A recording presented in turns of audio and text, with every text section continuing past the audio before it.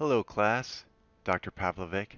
My name is Sam Shakespeare, and while the 3D bioprinting aspect of tissue engineering is of great interest to me, I have chosen to focus on one important component of bioprinting, hydrogel bioinks. I want to start by briefly mentioning that 3D printing is the process of creating cell patterns in a confined space using 3D printing technologies, where cell function and viability are preserved within the printed construct. 3D bioprinting has already been used for the generation and transplantation of several tissues, including multilayer skin, bone, vascular grafts, tracheal splints, heart tissues, and cartilage structures. Since 3D bioprinting is a very broad topic with many aspects to consider, I want to focus on one component of 3D bioprinting, and that's bioinks. So, what is a bioink? A bioink is a hydrogel biomaterial that is suitable for bioprinting with mammalian cells, and it provides temporary support to the cells while they produce their own extracellular matrix.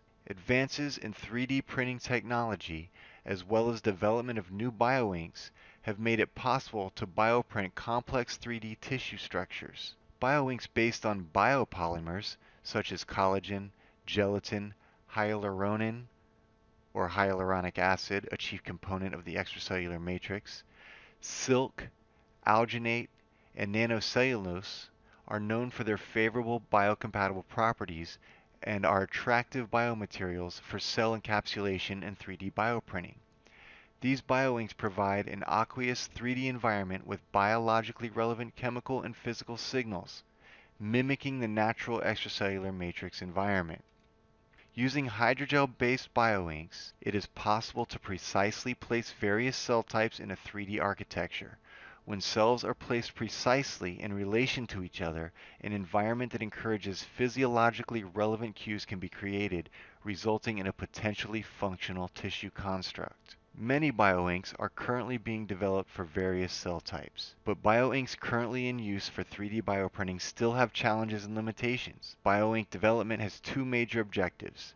The first being biocompatibility, which is to provide growth and function supportive to the cells for their proper organization and function. The second objective is to minimize the effect of printing on cell viability without compromising the shape and stability of the tissue construct. Note that the biofabrication window is used for the rational design of bioinks, which requires a compromise between printability and biocompatibility.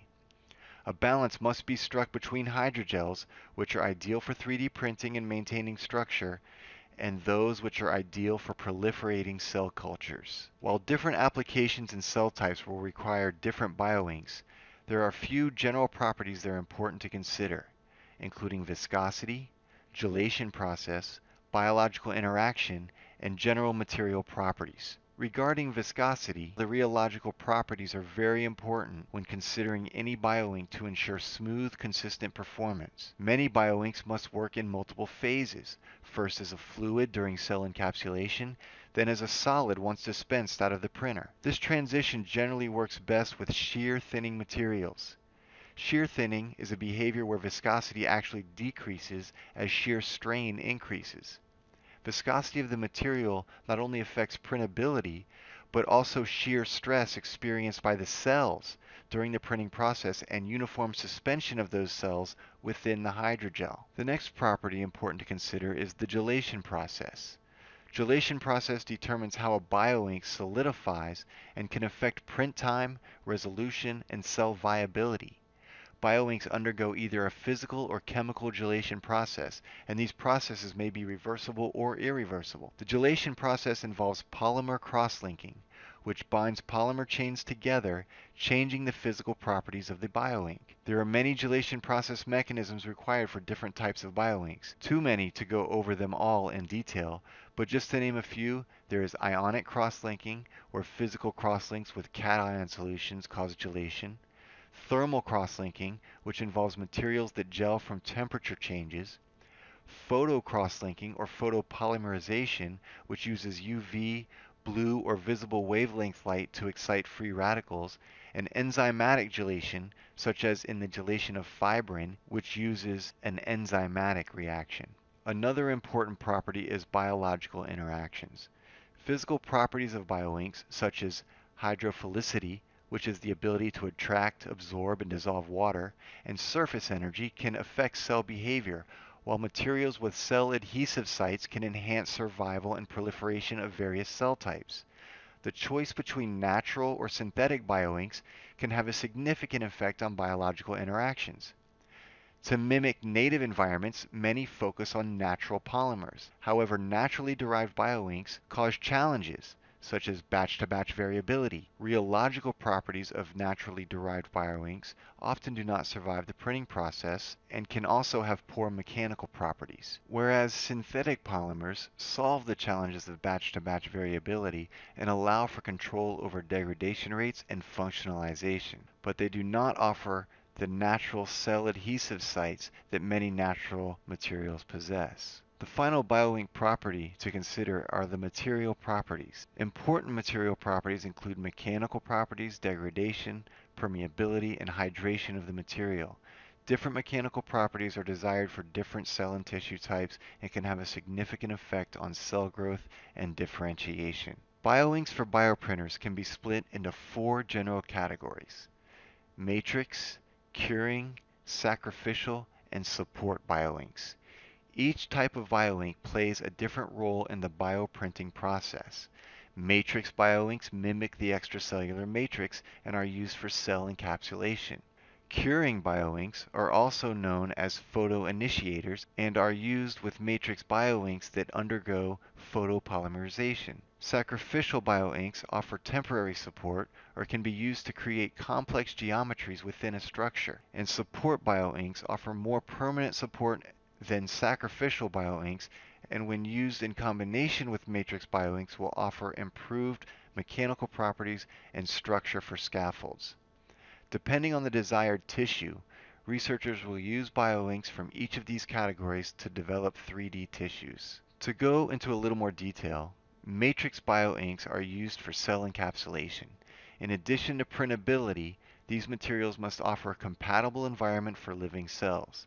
Ideally, a matrix bioink will closely mimic the extracellular matrix, the natural environment for cells within the human body. Matrix bioinks must also protect cells from stresses created during the printing process and offer quick, non-toxic gelation processes for optimal print resolution. Most matrix bioinks are naturally derived hydrogels, such as collagen, hyaluronic acid, or alginate, but when batch variability, which can affect print parameters and mechanical properties, becomes a problem, often a synthetic bioink will be used. Here is a chart showing several matrix bioinks commonly used for bioprinting, along with certain properties, such as gelation time. For a matrix bioink, gelation time should be as fast as possible. Gelation process and whether a supportive or sacrificial ink is required.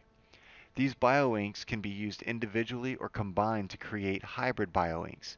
Some bioinks, such as hyaluronic acid, dextran, and gelatin, as it states in the chart, can be modified to improve gelation time and printability. Sometimes a researcher might want to use, for example, collagen, which offers ideal environments for living cells but lacks a fast gelation time or the mechanical stability to develop complex geometries.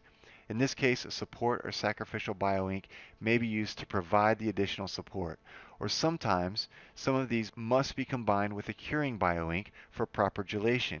These bioinks are cross-linked or gelled with a process called photopolymerization. Photopolymerization allows for spatial and temporal control over the gelation of bioink. Matrix bioinks that undergo photopolymerization require curing bioinks, also known as photoinitiators. These bioinks, when exposed to light at the proper wavelength, produce free radicals. These free radicals then interact with the matrix bioinks to create a solid gel. This is a fluorescent image of a lattice architecture, bioprinted with a matrix bioink and a curing bioink to radical polymerization. I have left out the very long and technical chemical names of these inks to avoid the risk of completely losing my audience, but here's a chart showing some commonly used curing bioinks along with the required wavelength for cross-linking. Sacrificial bioinks can offer temporary support or can be used to create complex geometries within a structure. These materials used together with matrix biomaterials can be washed away after printing. Ideally, a sacrificial biomaterial offers high print fidelity, cytocompatibility, and ease of removal. Sacrificial bioinks are often used to develop blood vessels or vasculature within a tissue. Sacrificial bioinks include biomaterials which can be dissolved through changes in temperature and then removed with a vacuum. Here is a chart showing some common sacrificial bioinks used in bioprinting along with their methods for removal. Support bioinks offer more permanent support than sacrificial bioinks. When used with matrix bioinks, they offer improved mechanical properties and structure for scaffolds. These inks are most useful when developing tissues that require higher mechanical strength, such as bone or cartilage. Here's an example of a 3D bioprinted ear structure with both matrix and support bioinks. The blue and red correspond to the alginate matrix ink, which contains living cells, while the white portion of the structure corresponds to the support bioink. Most support bioinks are thermoplastic polymers. These are materials that become liquefied or molten when heated above a certain melting temperature and plastic above a glass transition temperature. Support bioinks are synthetic polymers that are not able to encapsulate cells due to the high temperatures required during the printing process, but they do offer control over mechanical properties and biodegradability. Here are some common support bioinks used in the bioprinting process. Through the use of bioinks and 3D bioprinters, researchers are able to develop complex 3D tissues. As both bioprinting and technologies in bioinks are evolving, the process of creating these tissues will become more reproducible and less complex.